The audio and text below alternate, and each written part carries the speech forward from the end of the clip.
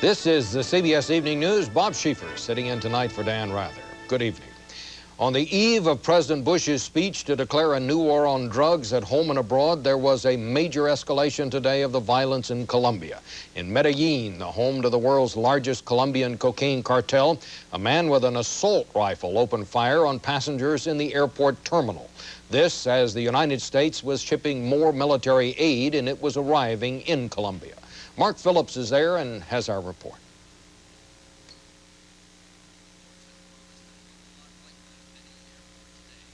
The gunman, dressed in army fatigues, lay dead, shot by airport police. He'd been impersonating an officer, they said, when he opened fire on people checking in for the flight to Bogota. One passenger was killed, 12 were injured. It's a bloodbath that has gone from selective assassinations to mass murder. Police say the dead gunman was one of 3 attackers. The other 2 got away. So did whoever firebombed a U.S. C-123 cargo plane last night in the Colombian town of Monteria. The plane had put down with engine trouble on a flight from Peru to Panama and was part of the State Department's anti-narcotics effort. They have a great capacity to spread fear and to increase their influence in a society that is bewildered, that is probably scared. Against this backdrop of violence and fear, the U.S. supplied equipment with which the Colombian government hopes to fight the cartels has begun to arrive. 8 A-37 observation and attack jets flew into Barranquilla on the Caribbean coast today. Cargo planes arrived in Bogota yesterday, and helicopters are due tomorrow. They'll be used, the Colombian military says, to find and attack cocaine labs in remote regions, and hopefully to pursue the drug lords themselves. Perhaps, but the cartels have become as much a part of Colombian society as the salsa beat. In the cartel strongholds like Cali, the drug kings own legitimate businesses with happy employees. They own soccer teams that practice under military guard. Yeah, some of the local businesses are owned by drug traffickers. The army is showing off more confiscated cartel property, private Disneylands, gold bathroom fittings, secret escape hatches, testaments to the drug lords' prudence, wealth, and influence. An influence that extends deep into the Colombian military and police as well. The 3rd general to be fired here this year for corruption was dismissed last night. He was supposed to be heading the 4,000-man anti-drug squad in Medellin.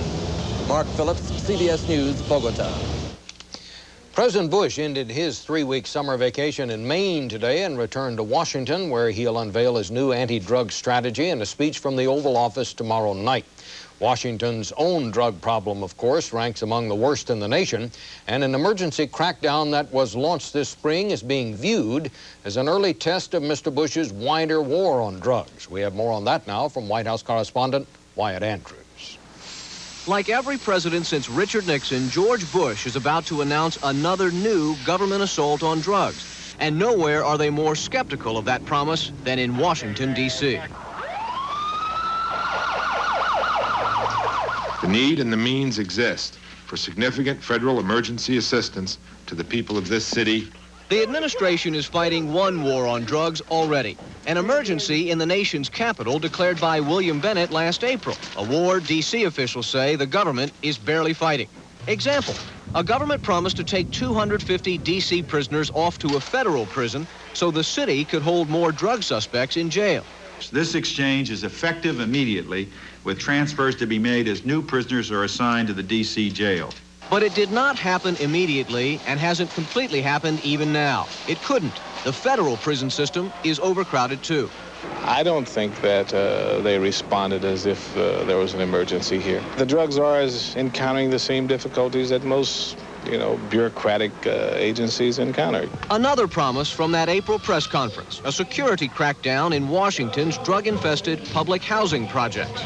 To make public housing in America and here in D.C. as drug-free as is possible. It made a difference, but it could be better.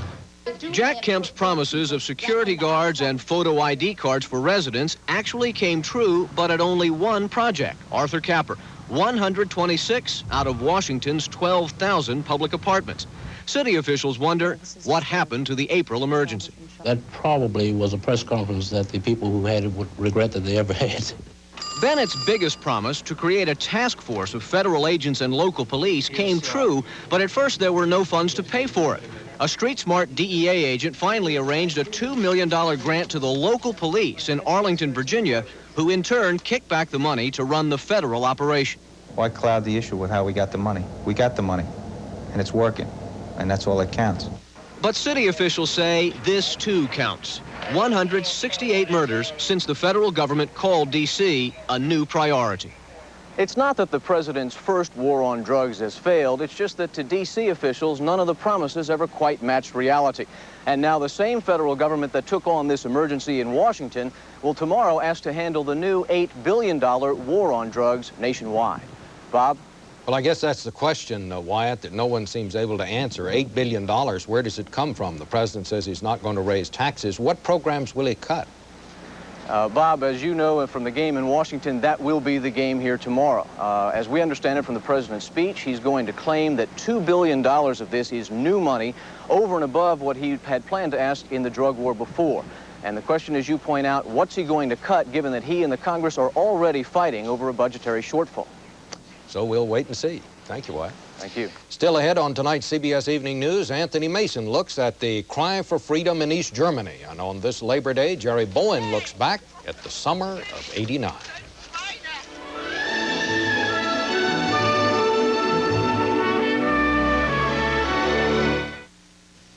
Attention. For the following few moments, I'll leave this Crispix cereal sitting in milk to test whether it stays crispy, rather than turning to A bland. sharp disagreement tonight over what happened in the resort community of Virginia Beach, Virginia over this Labor Day weekend. Everyone agrees there was violence and looting. A total of 30 people were injured, 160 people were arrested. But the debate centers on who's to blame. City officials say that police used extraordinary restraint, but had no choice but to move in with force when things got out of hand. Civil rights officials and the students say it's the overreaction by law enforcement that caused it. Linda Tyra reports. Virginia Beach, still reeling from a weekend of violence, settled into an uneasy truce. Vacation-goers eyed the damage and mingled on the streets among boarded-up storefronts. Today, the police are still on edge. 2 nights of violence turned the Oceanside Resort into an armed camp. It was a beach party for black college students, a fraternity celebration known as Greek Fest. The party turned ugly. No one told us to get out the street. No one told us we had to stay in a hotel. No one told us anything. We were just on the street. They came at us and attacked us, and, we just started running. Sunday morning, tens of thousands of young blacks swarmed onto Atlantic Avenue. More than 100 shops were looted. Shots rang out. 4 people were injured. The National Guard was ordered in. Last night, with tensions still running high, police moved in with riot gear, forcing people off the streets. The police were pelted with bricks, bottles, and rocks. Exactly what set things off is unclear. Some argue it was exuberance gone wildly overboard. Others blame the largely white police force for overreacting and cracking down on young blacks. To see 100,000 blacks or more is frightening to them, and rather than doing the hospitable thing, they did the hostile thing. One could perceive, and one could believe, and one could feel that part of the tension and part of what happened out there last night had race-related aspects in it. Poppycock, to my knowledge, there is absolutely no problem on the part of the city as far as the question of people's race, nationality, or religious beliefs. The violence here comes on the heels of a racial confrontation in Bensonhurst, New York, in which 1 black youth was killed. The neighborhoods have been torn apart. And this weekend's violence in Virginia Beach raises the question, is tension growing between blacks and whites on our nation's streets? There's absolutely no excuse to confront a hostile situation with an overwhelming show of force and brag about the fact nobody's going to destroy our city. You cannot, in America, if we're to be the America that we brag about, contain crowds like that. Go back to your hotel. Pack your bags. Today, young blacks rallied in the streets and called for calm. But people are still upset over 2 nights of violence and feel they were never welcome in the first place.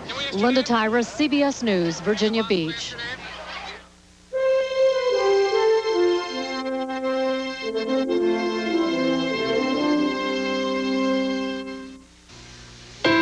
Maalox. My daughter's dates give me Maalox moments. East German refugees are waiting in Hungary tonight for passage to the west, but a Hungarian official now says it may be weeks before they're allowed to go. The hardline communist government of East Germany is reportedly holding up the exodus, trying to keep it from becoming a mass movement. Anthony Mason's in Budapest and has more on today's developments. East Germany's refugee crisis finally came home tonight. On the streets of Leipzig, a weekly prayer for peace service turned into a chaotic anti-government protest. Demonstrators hoisted banners demanding an open state with free people and freedom to travel instead of mass escapes. Secret police ripped down the banners and tried to break up the rally as hundreds of demonstrators shouted, "We want out! We want out!" In the confusion, an unknown number of people were arrested. The East German government is now in the midst of its most severe political crisis since it ordered the Berlin Wall built in 1961. With the old guard's stubborn refusal to institute Gorbachev-style reforms, it's estimated that 1.5 million people have applied to leave the country. Many haven't bothered to wait for permission. In the past 4 months, thousands have fled west over the Hungarian border. 5,000 more are now waiting in Hungarian refugee camps to be given safe passage. The East German government has not publicly acknowledged the crisis. The East German press has not reported it. A letter in one communist paper did mention the refugees. The writer called them traitors to their country. But for all the East Germans on the run, the rallying cry is freedom. We hope that we have more liberty. While harboring the refugees, Hungary has been under intense political pressure from the East German government. Hungary's foreign minister was given a diplomatic tongue lashing in East Berlin last week, and it appears to have worked. A mass exodus of the refugees was expected to begin early this week, but Hungary now says they can't leave until East Germany agrees. It could be weeks, an official said today. But while East Germany may have momentarily stalled the flight through Hungary, it can no longer hide its problems at home. The crisis has broken into the open. The pot, said one observer, is boiling over. Anthony Mason, CBS News, Budapest. Hungary's become a magnet not just for would-be refugees from the Eastern Bloc, but also for tourists from the Soviet Union. They are part of an elaborate black market that's another sign of the changing face of communism, and Tom Fenton has that. The longest traffic jam in Eastern Europe these days is on the Soviet border with Hungary. It stretches for miles. It's there day and night, but nobody complains because Soviets now have a chance to do something they couldn't do before. Since March, the border between the Soviet Union and Hungary has been open, and Soviets are lining up for foreign vacations. They line up to come in. They line up to go back home. They wait 4, 5, 6 hours, sometimes all day. Soviets see this traffic jam as a sign of perestroika. Even standing in such line. Even that is progress. Yes. It is progress. It's progress. For us, yes. They bring the whole family, kids and grandmothers, because each person means an additional 30 rubles in currency allowance. You can't go far with rubles in Hungary these days, but there's an instant solution. The black market.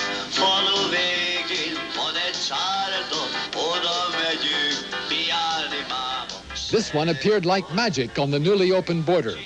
It's totally illegal, totally unregulated, and totally controlled by Poles. The Soviet tourists think it's a great idea. As Gorbachev. It's stocked with everything the Soviets can sneak past the customs officials. New goods that look as if they were made in 1950, brand name ripoffs, unspeakable Soviet kitsch, and even some caviar.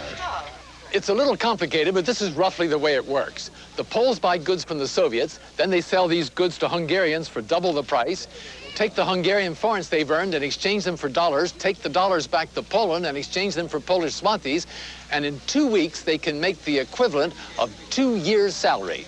The communist economies may be crumbling, but somebody is making a lot of money. It's easy money, so easy that Polish families travel here and use their vacations to make a Polish fortune. The big money is made on changing money. Money changers aren't hard to spot. Hungarians flock to the market for what they consider to be real bargains. It's cool to be seen shopping here. Everybody profits, or almost everybody. The Soviet tourists go home happy, having visited the outside world. It seems that nothing can dampen their enthusiasm. Not having to wait all night to get through border controls, not even having to push the car to save gas. It's been a great vacation.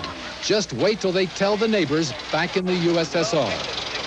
Tom Fenton, CBS News, Sahony, Hungary. Cuba has suffered its worst air disaster. All but 126 people aboard were killed late last night when a Soviet-made Cubana Airlines jet crashed on takeoff from Havana. Nearly all the passengers were Italian tourists heading back to Europe. Dozens more were killed or injured on the ground as the plane crashed into a village. And something of a rarity, an air story with a happy ending. A Brazilian airliner was presumed to have crashed in the Amazon jungle last night, but today the plane was found on a ranch that had been carved out of the rainforest. All 54 people aboard were safe. The Boeing 737 had disappeared from radar screens after the pilot radioed that he had lost his directional system and was going to try an emergency landing. At first, officials doubted there was any place to land in the dense jungle, but tonight an airline official said the plane set down in an area which is in the process of deforestation.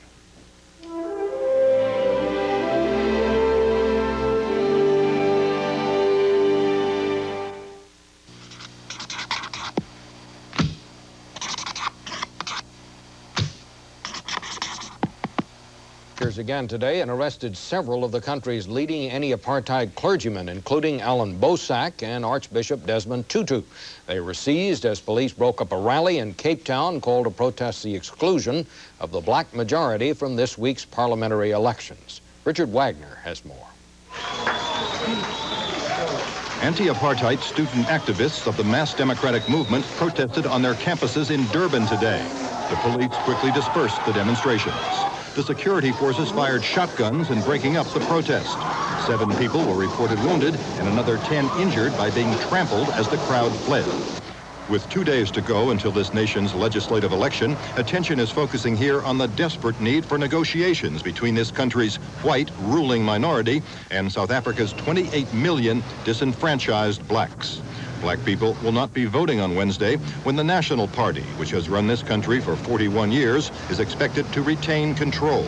I appreciate that the black needs to be given the vote, but at the same time, he needs to be guided. He's very much in his infancy in culture and everything, or as opposed to Western culture. The principal opposition to the National Party is the Conservative Party, which is at the far right of the political spectrum. The whites, the colors, the blacks, or Indians, or whatever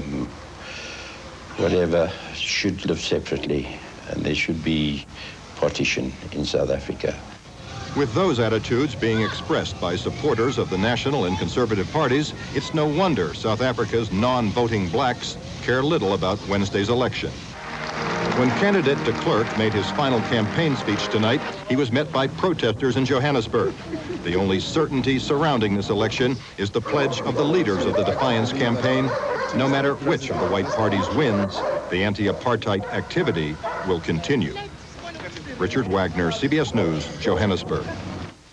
In Florida, a 25-year chapter in the U.S. military space program ended today when the Air Force used the last of its Titan III rockets to launch a surveillance satellite into orbit. The Air Force is now building a fleet of new unmanned rockets, which are capable of blasting much heavier military payloads into space. It's part of the Pentagon's move away from reliance on the space shuttle for military launches.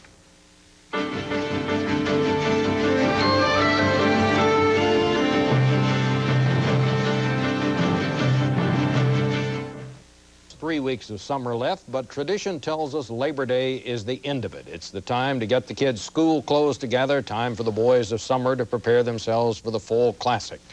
So what's to be said for the summer of '89? Jerry Boyne has some thoughts.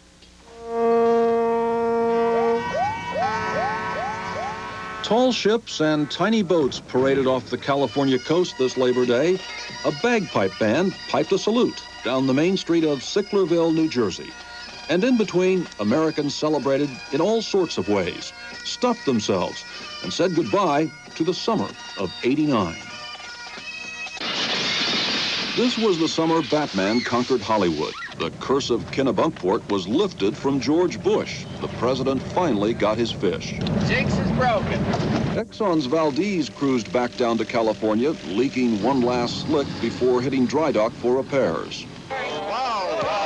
And Voyager, a most precocious 12-year-old, sent picture postcards from the heavens.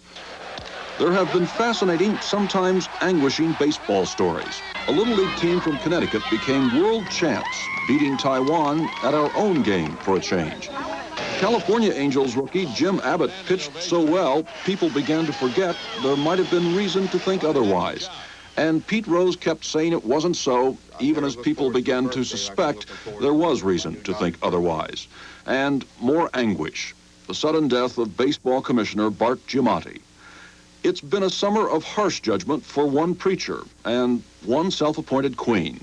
A time for all kinds of anniversaries. 20 years for the moonwalk. And 20 for Woodstock. And even 100 for Montana. They celebrated today with a cattle drive instead of a cake in Big Sky Country. And in many wonderfully ordinary ways, it was a typical summer. Marge Miller won the chicken calling contest at the Iowa State Fair. Again, third year in a row. Over in South Dakota, 5-year-old Sam Reisdorf's bunny won the blue ribbon. I do. Hugh Hefner married a bunny at the Playboy Mansion. Romance was on the wind. 18-year-olds Jason and Melanie met at the shore. 85-year-old Abe and 75-year-old Genevieve met at the Claude Pepper Senior Citizen Center. So we close the book on this summer, just as they've done for 102 straight summers now, at Wisconsin's Camp Holiday Home on the shores of Lake Geneva. One last picture, one last hug for a good friend. And then it's on the bus, back to reality, far, far away from the summer of '89. Jerry Bowen, CBS News, Los Angeles. And one other sign that summer's over, Dan Rather finishes up his vacation. He'll be back tomorrow, and we'll all be back in our regular places. I'm Bob Schieffer. Good night.